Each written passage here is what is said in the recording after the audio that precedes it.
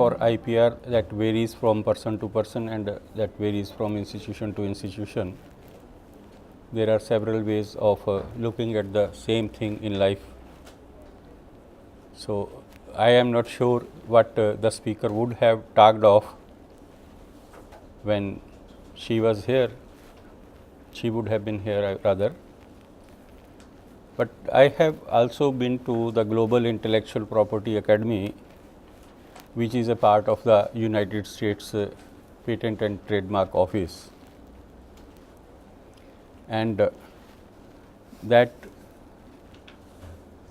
tells of the climax in learning related to IPR and communication.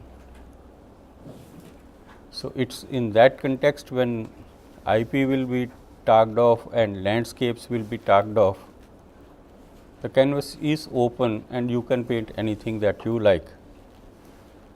But having told that, we will go by certain fundamentals and certain things which have been fixed at this point of time in relation to landscape. So, it can be a simple view or a panoramic view or a vista, and I mean when we talk of the concept, it can be the entire prospect about that concept or the issue. So, in context of this landscape for IP, the very first thing is about the policies related to intellectual property. First, let me ask you a very plain question: how many of you can differentiate between IP and IPR? Do you know the difference between IP and IPR? Please raise your hands, those who can express what is IP and what is IPR and what is the difference between these two. Anyone? Please. IP is the creativity of honor. Yes. And IPR is it is a right to protect that innovative Right. invention. Okay, very good. But in case you have innovated something, if you have created something with your mind, do you automatically get the IPR or so you don't automatically get? But in any circumstances, do you get somewhere a right? Okay, good. Right. So, you know the basics and that is where we begin with. So, in the landscape, the very first thing is the array of the rights those are available. These are called the standards of IPR as far as the international agreement on the intellectual property, particularly the trade related intellectual property is concerned. So, that array will provide you a landscape of the rights. Those can be available to individuals, whether these are natural persons or these are legal persons, which they can enjoy as private rights exclusively for certain term period in a particular jurisdiction. So, now for that law will express certain things, and how law will express certain things? It is based on the statutes, which are the written versions of individual clauses or individual articles, and not only the legislation means act, but also the subordinate law, that is the rules and the regulations and the administrative orders together, this will be part of the legislation. And not only that, also some of the case laws where some decisions have been held by the courts will also form a part of that landscape. And the third thing in that law that I have written is jurisprudence. And jurisprudence is an area which is the development of law. So, at any point of time, if something is uncovered rather, the law researchers will be sitting on that to work on the nitty-gritties of it to find out how better it can be resolved. On the immediate basis, these will be resolved only with case laws, these particular judgments on particular cases by the judges. But in the long term, when that issue accumulates to certain extent, then someone will have to go back to the legislatures to ask for the amendment of the existing legislation, the existing act, so that that can be internalized as a part of the law. So, now how we interpret the law and how we really practice intellectual property rights application is all what is based on the mindset. And the mindsets can vary based on many things, and particularly two things. One is our own perception, and second is our own capability to handle it, to address it. And within these two basic things, there will be whole lot of certain other issues which will also determine the mindsets. But having said that, this mindset divides the world into two categories broadly, the developed and the developing. The developed ones will have their mindset in favor of IPR, in favor of intellectual property right, and would like to have the intellectual property laws and their practices so stringent, so that there is no loophole, so that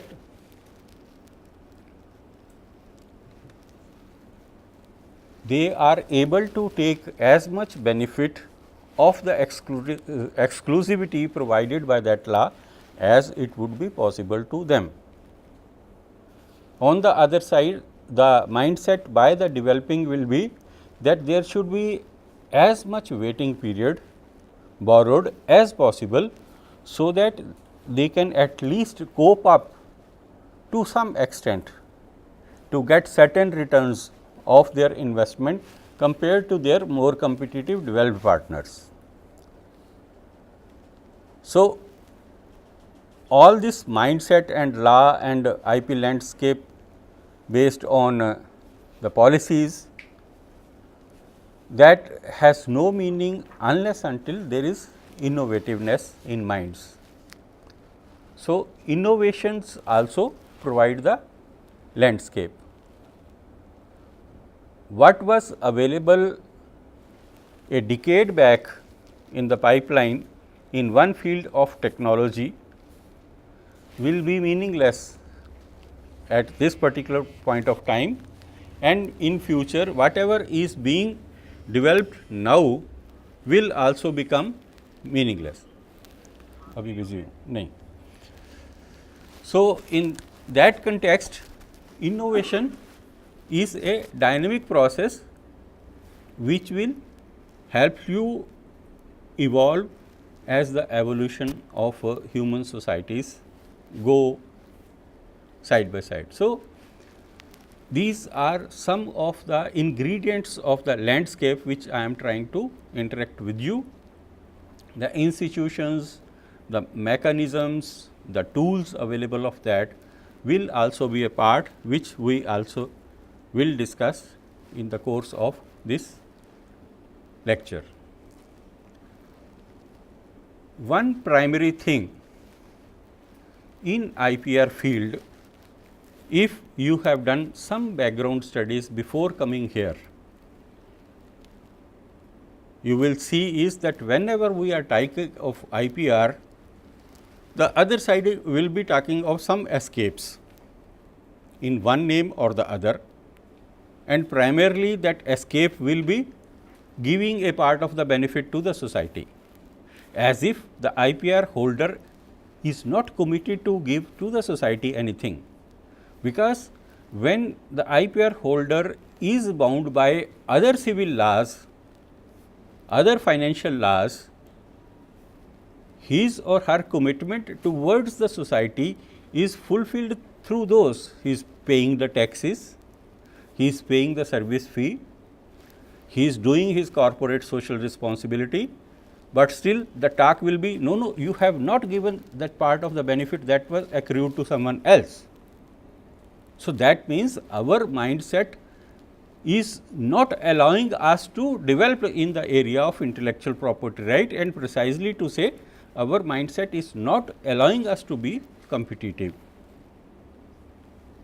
Having said that, if we have to understand the basics, one basic is about the answer that she gave, that whereas intellectual property subsists in all creations of mind, right does not necessarily subsist in that. Right is only after you have been given that grant under some law based on your application, subject to certain oppositions. If you have cleared those oppositions and all other necessary prerequisites, only then you have the right. So, very first Latin this you can say stanza that is generally used in the judgments in courts is that he who does not have a title in the property cannot transfer the same. So, that means IPR, IP is not IPR. If I am talking of IP landscape, perhaps I am talking of the landscape for the technology development. But if I have to talk of the IPR landscape and talk of the law, the right, so that means he should be very clear about the grant, about its maintenance, about his own role, obligations and duties. So, that means the onus of any infringement does not lie on the government, and this is another lacuna on the mindset of the developing minds or developing economies or developing countries. They think once I have been given the grant, it is the duty of the government to protect me for that. No, you have taken the right by telling the court that you have got an invention which should exclusively belong to you, because you have invested your mind and other resources into it, and until a specific time by which you will be able to recover certain benefits, so that you can flow back that part of the benefit into your further R&D and part of the profits for your economic well-being, you will not be granted that right. So, that means it is a conditional grant, and in that one of the condition is that if there is any infringement, well, there is a legal recourse and a speedy recourse, but the onus is on you to take action, not on someone else. This is one side of intellectual property right, be clear about it in the landscape. The second part is, you have heard of farmers' rights, you have heard of access and benefit sharing, you have heard about traditional knowledge and all, on the basis of which it is mostly said that part of the profits should flow back to third parties. We are interfering and mediating merely for that sake of interference and mediation, without having to understand the other has the right to exist, the fundamental right.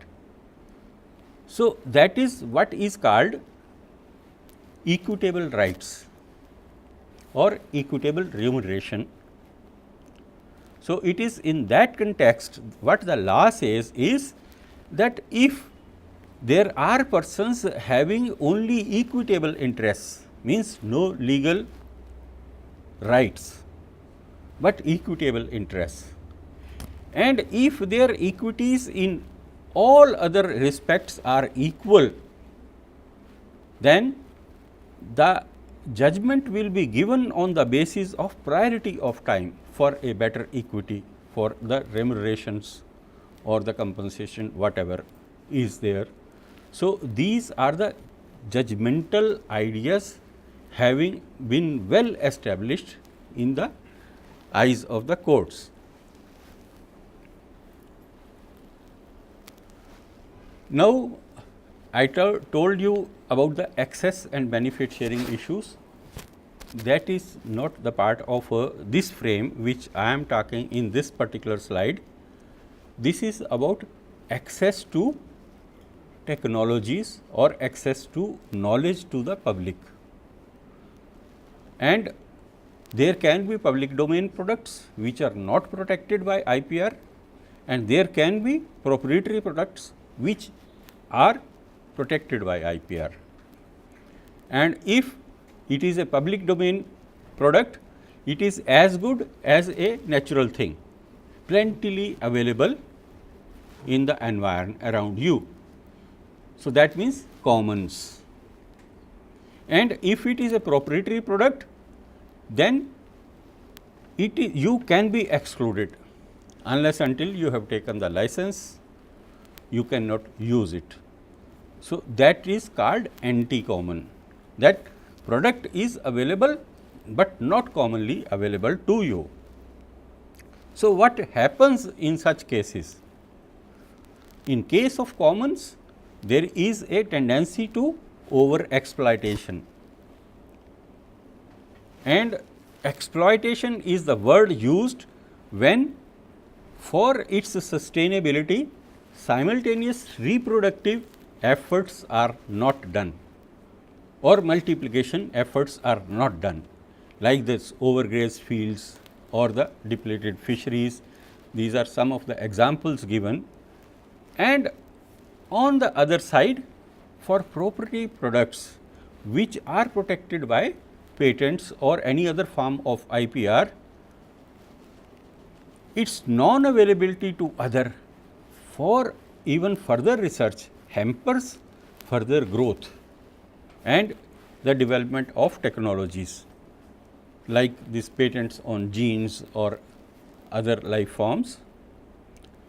So, there is a way out. Of course, our today's lecture is only telling you about the landscape, not arguing on what are the issues and what are the concerns or how to handle it, but still to say that if such situation arises, what can be the possibility to overcome it. So, instead of going in for the clarity of right, the content of property bundles means a person is having a patent on a gene BT, then he will try to have 20 patents on different versions of BT, so that he can use alternatively any of the version that is required or something like that. So, that is the purpose of writing content of property bundle.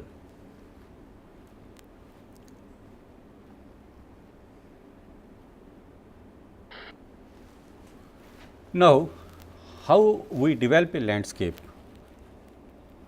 Because all information related to the grants, the IP titles granted or the patents granted, it is available in searchable data forms all over the world by different patent offices, and there are some public domain search engines and there are some paid search engines. The paid search engines, they claim to have done some cleaning so that you do not get rough edges and undue data or duplicate entries. So, you can precisely work out as to what is the proportion of one area of technology and what is the proportion of the other area of technology if you have to negotiate with someone for any cross licenses. Now, what is cross license?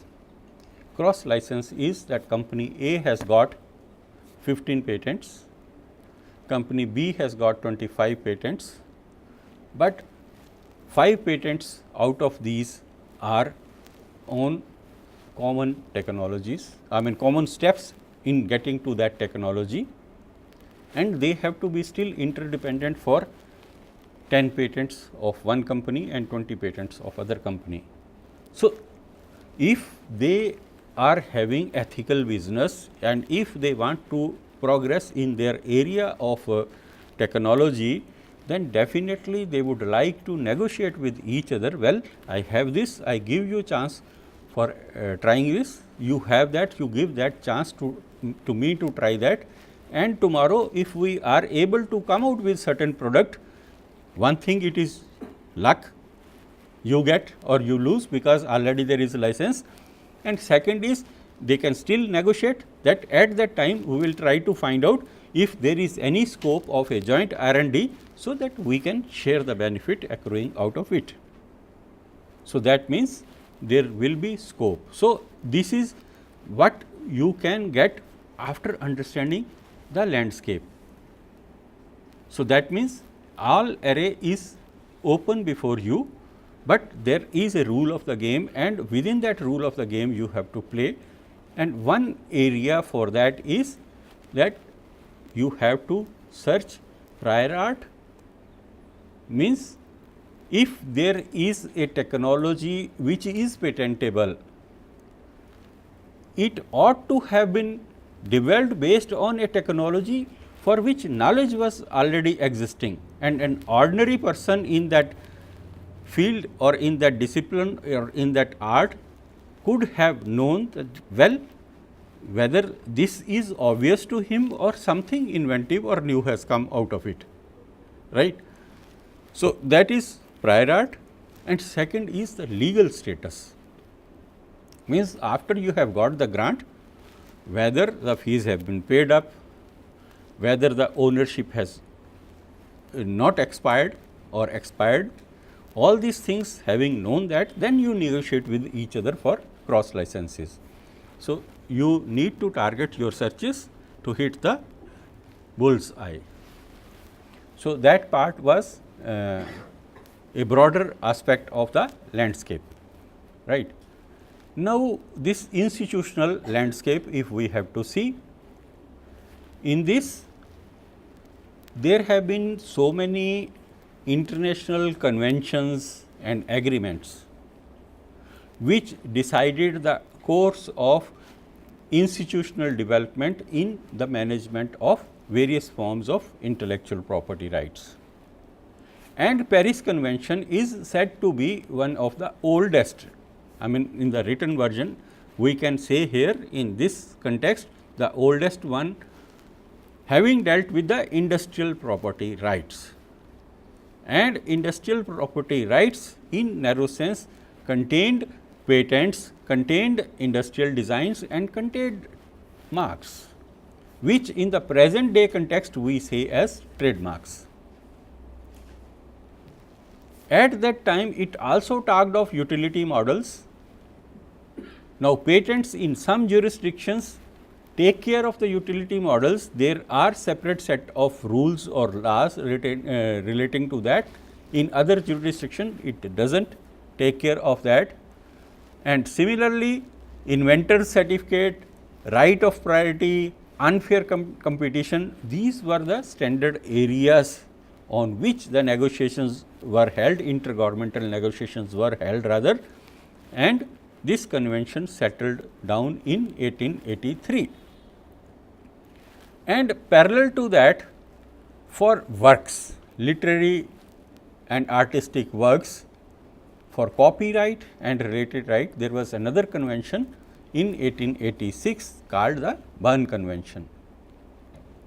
So, these are the, you can say, basic policy stimulants rather than the institutions. What is institution in that case? If I am not treating this as an institution, like the Patent Cooperation Treaty or the Madrid Agreement, these type of multilateral arrangements, intergovernmental arrangements which were made to give the benefits to the citizens of the member country for protecting their IPR in the jurisdictions of other member countries.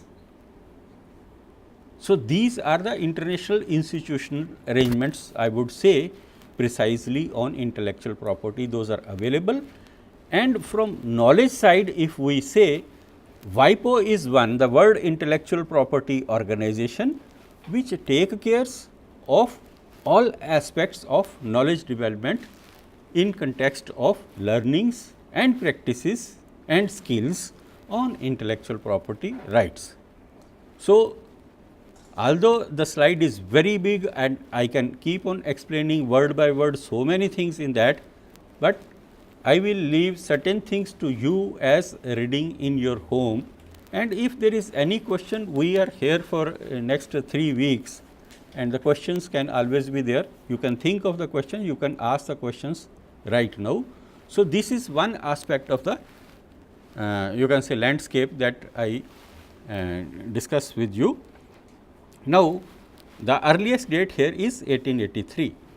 Why I have brought this next slide is the earliest date here is 1698, when this patent for crude engine by Thomas Savery was granted. So, that means even though the international agreements were held subsequently, but the countries within their jurisdictions were practicing intellectual property protection. They were aware of it, there were means, mechanisms, and they were practicing. Like this, for barbed wire in 1873, there was a patent application and the owner was so much, I would say, पानी तो दे दीजिए थोड़ा सा पीने के लिए. अच्छा, he was so much aware about these things that after his first production and sales, what he did, अभी आ जाए, what है इसमें पानी है कि मुझे यहाँ से खाली लग रहा है ये बार बार, नहीं खाली नहीं है, पूरा भरा हुआ था इसलिए ऊपर तक दिख नहीं रहा था. आधा भरा तो अच्छा रहता है ना, उससे दिख जाता है ऐसा. So, what he did was that in the first year of grant of his patent, he produced some 5,000 pounds of wire, which he recycled. He used entire profit to make a total some 5 times or more of the production. But in the second year, whatever the profits came to him, he divided into 2. Half of it he kept for the recycling part, means the production, sales, profits, and rest half of it he kept for legal fights. Tell me, in the developing world, anyone would think of these things at all? No, they will depend upon third persons to talk on their behalf and defend their cases. But when it is private right, the onus is on you.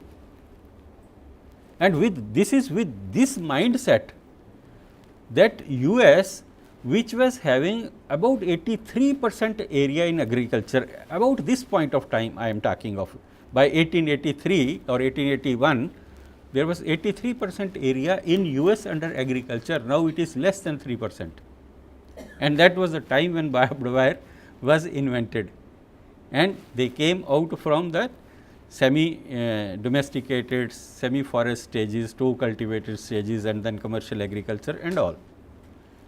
This cotton gin and spinning jenny, these patents are of the medieval era when Renaissance happened. You know the word Renaissance, many of you might remember some lessons of history in your preschool days. So, वो जो medieval period का क्या कहते हैं industrial revolution था, during that period some revolution also happened in agriculture, and this is the result of that, and their mindset was legal oriented, intellectual property right oriented, and they knew that if we have to play the game of business, then we have to know our rules very strictly, very clearly, and to genuinely play that, and that is how they have progressed. So, it is better to you as messengers of this information to carry forward as to how to handle between activism and workmanship. This example is giving some more clarity on what I have just uttered, and after this medieval era, if you see the 1991 onward in US, the surge of transgenics, cotton transgenic came, and you see that even in the beginning of this present century in India, cotton transgenics came and transformation level. Although from the conventional you can say plant breeding, if you have to take an example, you can take an example of a single wheat variety in Indo-Gangetic plain which could cover more than 8 million hectare without IPR involvement at all, PV 343. But even for cotton transgenics, we do not have IPR on genes in India. We can only protect these materials by plant variety protection, or alternately this hybrids provide you a non-legal mechanism of protecting your original resources, because no one can imitate your product. If the you can say secrecy of the inbred lines is maintained. But these are some of the IP landscapes now I am talking, because I told you that if we talk of intellectual property, it subsists in the creations as soon as the creations are made, whether these are works or these are physical assets. So, it is not intellectual property right. So, this confusion will keep on coming and try to resolve during this next 3 weeks, so that you understand the difference between IP and IPR when you advocate it. Now, because TRIPS is an agreement, the trade related aspects of intellectual property right, which will always remind you the importance of trade. Why we are talking of IPR is because of the so called, if you say monopoly, let it be monopoly, and if you say exclusiveness, let it be exclusiveness, but that is the rule of the game. If you are in the business, you have to learn these habits very well. This example I am bringing from the period of Second World War. Two major things happened around the Second World War. One was Vavilov's voyages, where that Russian scientist went around the globe and collected more than 40,000 samples of different plant species, crop species and their wild relatives, and gave the concepts of centers of origin and diversity of crop plants. So, the area of plant genetic resources began. The second one is about the trade. Because heavy machinery was used during the war, they needed lubrication of that machinery to let it work well, and nothing less than the mustard oil was the best lubricant at that point of time. And Canada was dominating in the production of that mustard oil. So, after the World War, those industrial houses who have made huge profits during the war time, they got the slump, and they do not have any alternative where to sell their product. So, they have to bear with the loss. People say business mind is cunning mind also, let it be said, but at least they are futuristic and they were thinking for the future. So, what they did was that after bearing the losses for a few years, they tried to find fault with the existing product, that is mustard oil per se, brown sarso, and they said that it is having this erucic acid which is pungent, and this is giving bad smell, and this is having that badness or that badness. And then they made someone to do research on it, and by 1970s this product came out. And now, since it is an alternate product and they want to market it in such a huge way that it should dominate the market, first they thought of a name. What should be the name? First they gave the name Lear, L-E-A-R, that means low erucic acid rapeseed. But then their colleagues told, no, it will not be catchy and it will not catch the eye in the market. What then they thought of canola, and canola word has come, it is not a binomial nomenclature, it is not a botanical name, it is Canadian oil low acid. So, CAN OLA. This is the crux, I would say, the cunningness of the business mind. You can say the sharpness of business mind, and I would agree with you, and that is how the business comes forward. If you see some similar situation example from India, then this Lathyrus or Khesari, those of you who have been in the central heart of India, Madhya Pradesh or around, or know about it, Khesari, because of Uttara system of cultivation, was the most preferred crop, because immediately as some rains come, they will just sprinkle the seed and seed will germinate at whatever cost. So, but now they have left this Khesari totally and soybean has come in. That Lathyrine problem was there, because those who will not boil this pulse and eat it, there was a tendency of that Lathyrism. So, finally, what happened here only at IRI in the biochemistry section, and Dr. Mehta, S.L. Mehta, his team, they came up with the 2 varieties having very low content of BOA, which causes that erucic acid pungency and all. So, they had not that, but low Lathyrine. So, that means a product was available, but we were not able to push it to the market level, because we did not have our frame of mind, we did not have our IP mechanisms related to agriculture in place under, you can say, Patents Act 1970 and all, because product patent was not available to the life farms or agrochemicals. So, there were issues of that sort, but no one even thought of that if not in India, then I can try its production in some jurisdiction which will also grant me protection, intellectual property protection.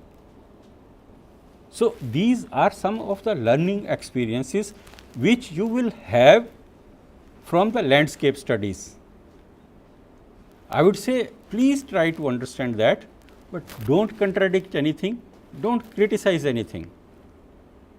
Let the water flow over your head, do not worry on that, because your concern and crux is to find something where that pearl is there inside that water, not that why others have not done this and why this could not have been done and things like that.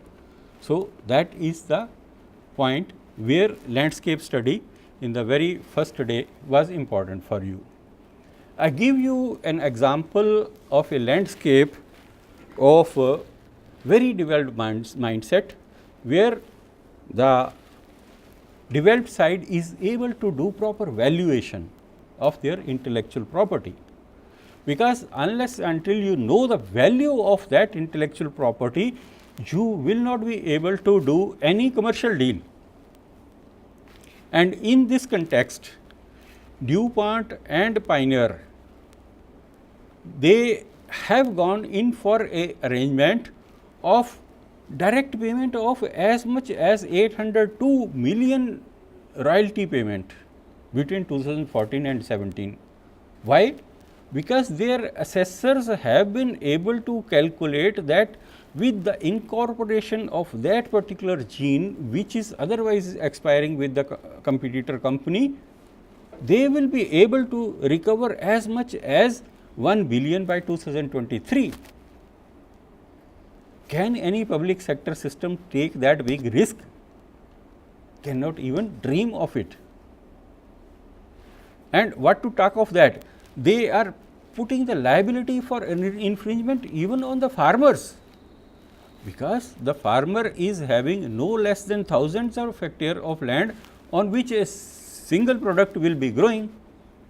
So, Monsanto filed a case in Canada against the farmer, why he has not purchased my seed, and now I see in his field there is a material which is of my type, and the fact is that this rapeseed is often cross pollinated, and from the adjoining field pollen will come, and over the time you can have some plants of that type, and they kept on watching for a few years till substantial numbers of plants will accumulate which are of that type, on which they can make a lawsuit, and the court agreed to the appeal of the plea of the you can say company rather than the farmer.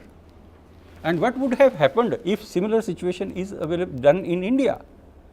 Our farmers who are having even less than 1 acre of holding, if they are subject to this type of rigorous you can say punishing by the seed companies, they will be nowhere. So, that is why some inbuilt you can say safeguard mechanisms have been given in the name of farmer's right under protection of plant varieties and farmers' rights, which you will know and understand in due course of time.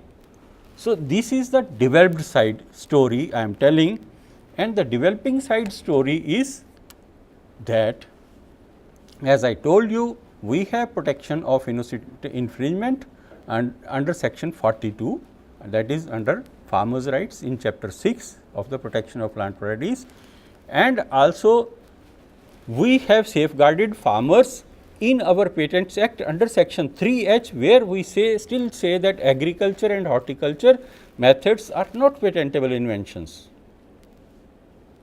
So, it is very ridiculous to take this or chew this sentence, but the fact is also that if there is a process which is a patentable process in the production of agriculture or horticulture produce, who will deny patent to that? No one will do.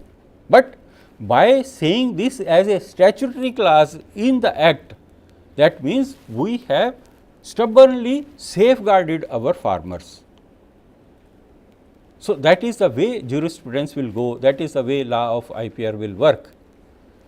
Then this traditional knowledge digital library outcome, that is also unique.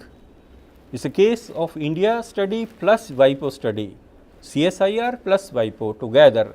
The wealth of India documents, those were first translated into soft copies, then they were correlated with the international patent classification, then the CDs developed out of it. These were shared under confidential agreements with the different country patent offices, so that the examiners there, they can examine the prior art during the search whenever a patent application related to use of biological resources of India comes to them.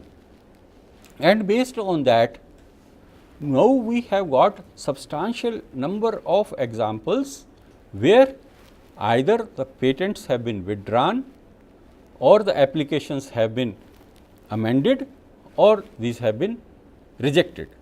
So, all type of situations happening. So, that means a clear cut proactive action has successfully meted out the requirements or the requisites. In the landscape, as I told you, innovation matters, invention matters and the grants matter.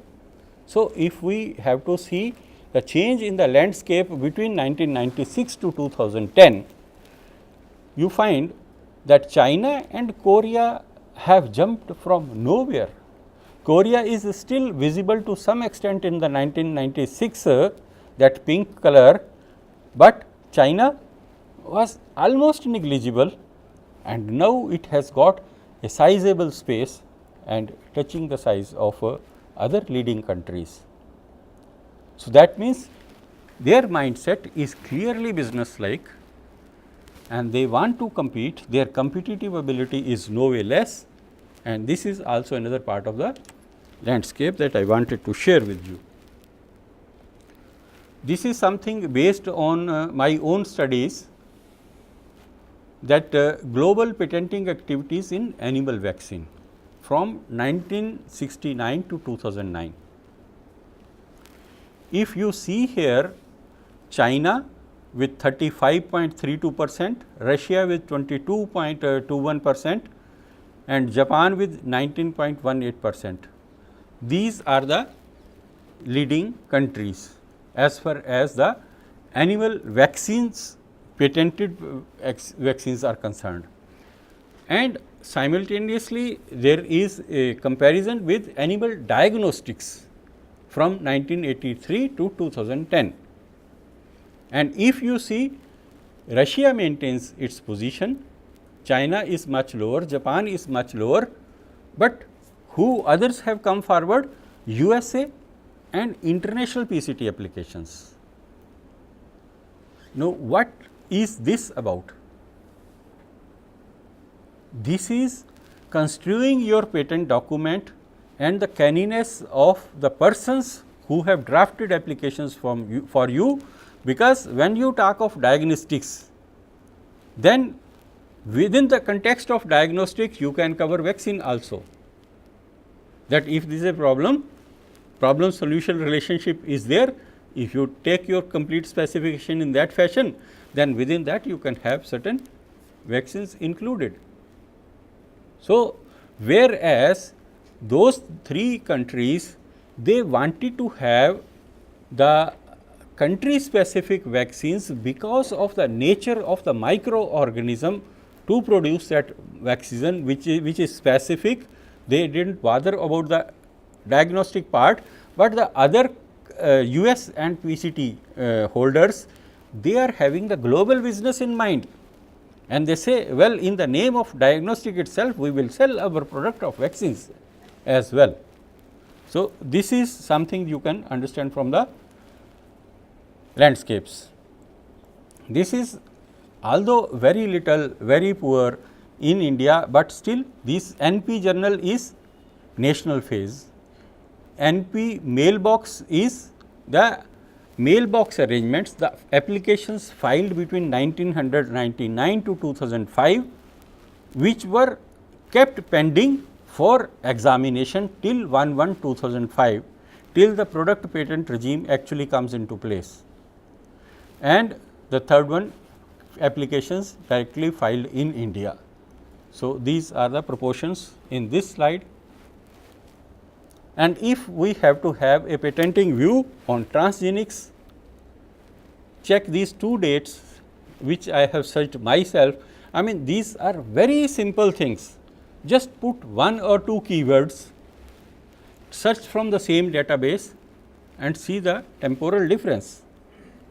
There is no clearly cut record for transgenic as far as 2007 is concerned, but we have nearly 13,000 patents granted on 2014, and in all other cases you are seeing the progress, whether it is clone, whether it is primer or marker or gene or probe, because these are different constituent steps when you have to develop certain transgenic. So, this is a landscape.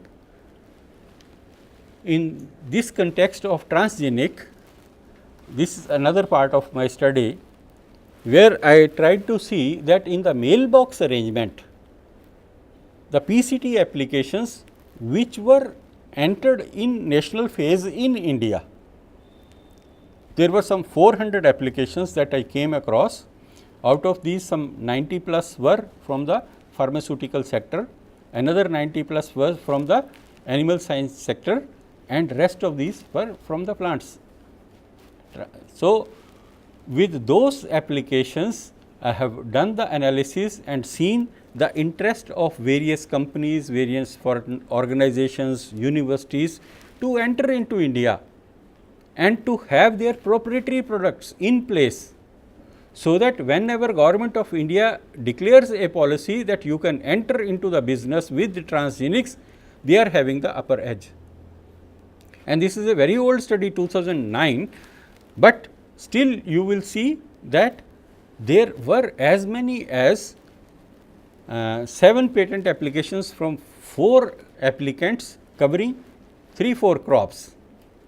Rice was there, maize was there, okra was there, and one was on detection principles only for transgenics, and there are other you can say PCT applications which were entered in the mailbox arrangement between 1999 filed in 1999 to 2005, but examined after 2005. Many of these applications the patents have actually been granted. So, this is another part of the landscape, and these are the companies or patentees I would say by category. So, foreign companies, foreign universities and all. Now, having said that, all what I discussed till now was an informal side of the landscape. Like till 1719, whatever plant breeding was done was an informal variability creation and selection by the farmers and their successive generations. But then you can say Thomas Fairchild, he developed first this artificial hybrid in flower, and that was the birth of the plant breeding called as formal plant breeding.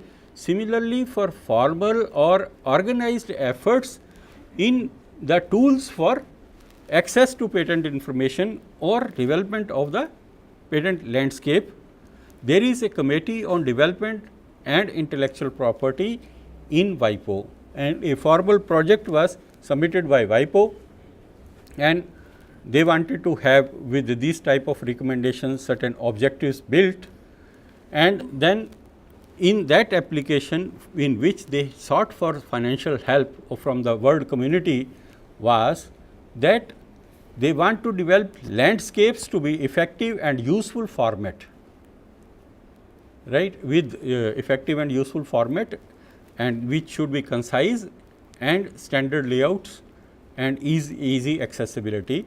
And then also they pre-identified certain themes and topics for developing initial landscapes in various themes like health, environment, food and agriculture.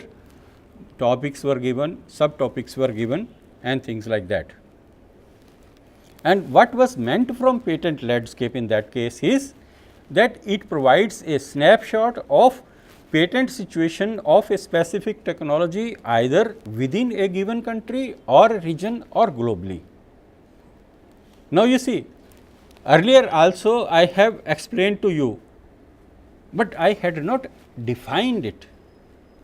That is the difference between the public knowledge and the legal knowledge.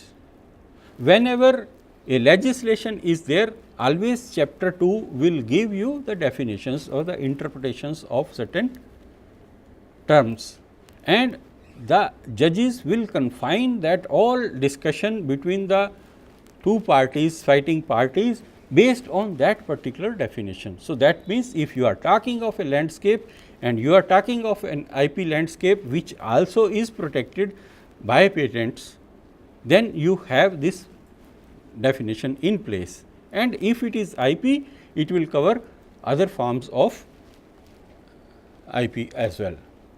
So, this study also said that state of art search for relevant technology in selected patent databases, then analysis of search results to get answers to specific questions like patterns of patenting activity, who is doing what, in what field, where he is doing, things like that. Then patterns of innovation, what is the trend in innovation over the time in different jurisdictions, diverse solutions for a technical problem, then collaborations or individual efforts, then illustration of the empirical evidence to help understand and conclude some way forward.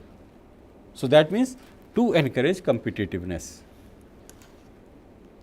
I have taken few examples here, and one of the examples here is, एक lecture दे रहा हूँ मैं बात हाँ जी, मैं actually एक lecture दे रहा हूँ, थोड़े देर रुक के, thank you.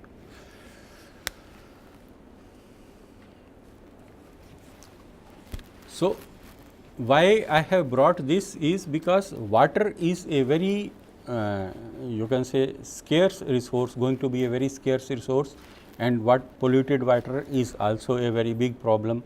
So, some application can be made in agriculture field also.